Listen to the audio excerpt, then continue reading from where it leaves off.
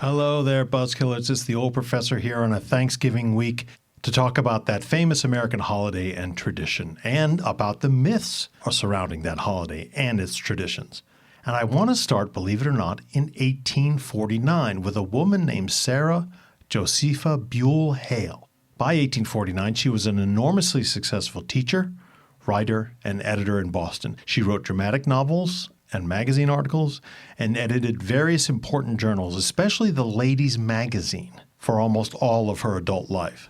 A pioneer in education for women, she also firmly believed in an ordered version of 19th century New England family values, stressing traditional gender roles and emphasis on family life. In 1849, she started writing to presidents.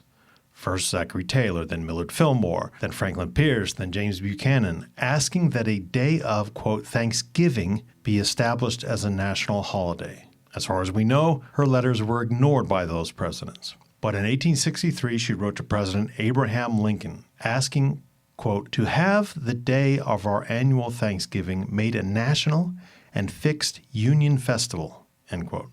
And she asked for the day to be fixed as the last Thursday in November. Now, wait a minute, Professor. Why 1863? Hasn't Thanksgiving been a national holiday in late November since the Pilgrims in the 1600s? Well, yes and no.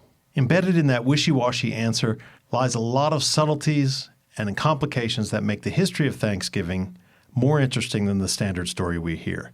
And, as is almost always the case when we talk about things on this show, the history of Thanksgiving is an example of something that illuminates far more than the specific thing itself.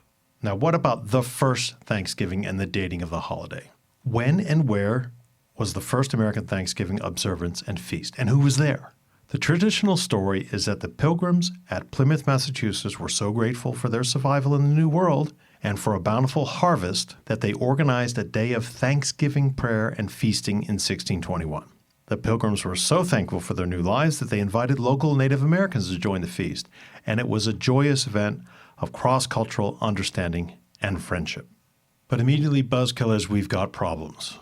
Not only does the Plymouth story rest on shaky evidential grounds, plenty of other places in colonial North America have claims to the first Thanksgiving observance. These include St. Augustine, Florida, in 1565, San Elizario, Texas, in 1598, and the Berkeley Plantation on the James River in both 1607 and 1690, depending on who you talk to. Quote, days of Thanksgiving, end quote, however, had been observed in Europe for centuries before this. Sometimes, usually when an important and unexpected good event happened, clerics would announce a day of Thanksgiving, where extra masses were held and Thanksgiving prayers were said, literally, quote, giving thanks, end quote, for surviving a terrible storm, winning a war, or something of that magnitude. So the idea of Thanksgiving observances is a very old one, and I'm pretty certain similar traditions and Thanksgivings were held in other places around the world since way back. Now, but since the story of the Pilgrims at Plymouth is the dominant one, and the one that Americans think they've based their traditions on, let's go with that one for the time being. No mere one-day feast, the Pilgrims partied for 3 days after this particularly good harvest in 1621. It's pretty clear, however, that this was a harvest celebration,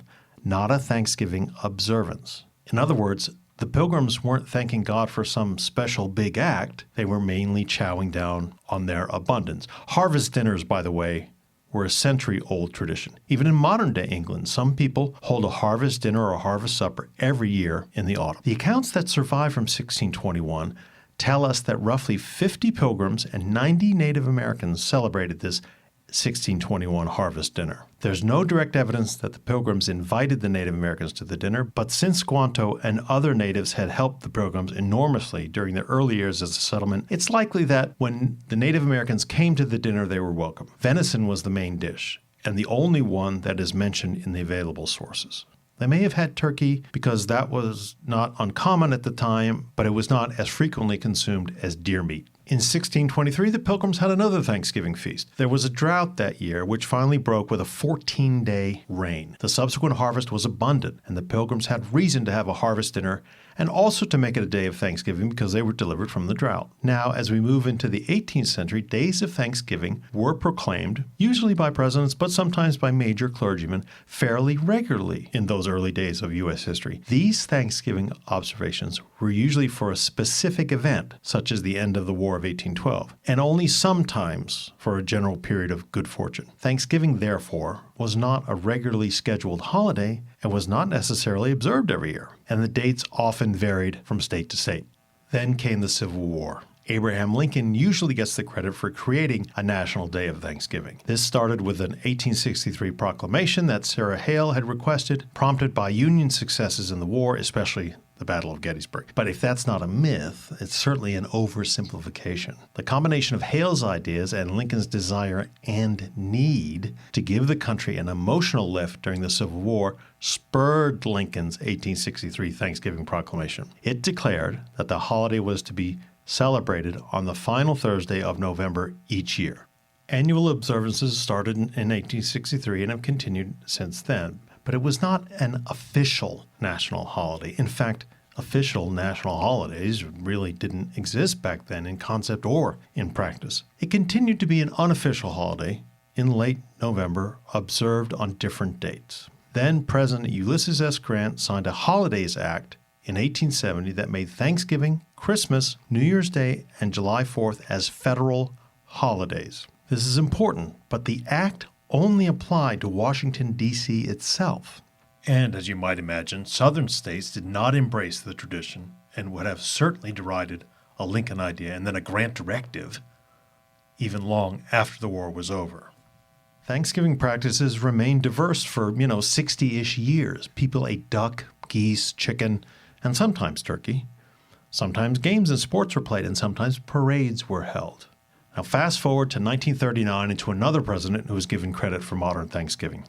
In 1939, with the Depression still raging, President Roosevelt decreed that Thanksgiving was to be observed on the next to last Thursday of November each year. He did this to jumpstart the Christmas shopping season and boost holiday sales. Thanksgiving by this time had marked the start of the Christmas shopping season for most people. There was considerable opposition to this, however, from some Republicans who thought it was wrong to mess with the tradition that Lincoln, one of their party's founders, had established.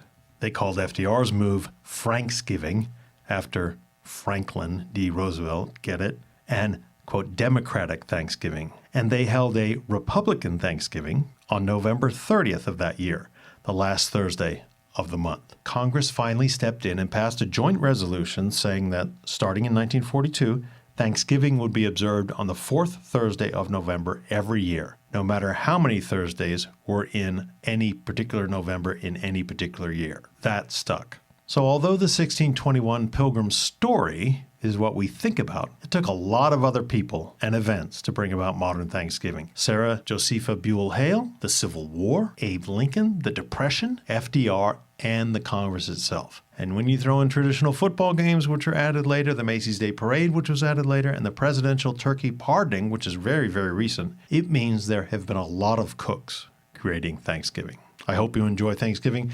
The thing I look forward to every Thanksgiving is sitting at the kids' table. Fewer political fights and more food fights. Talk to you next week.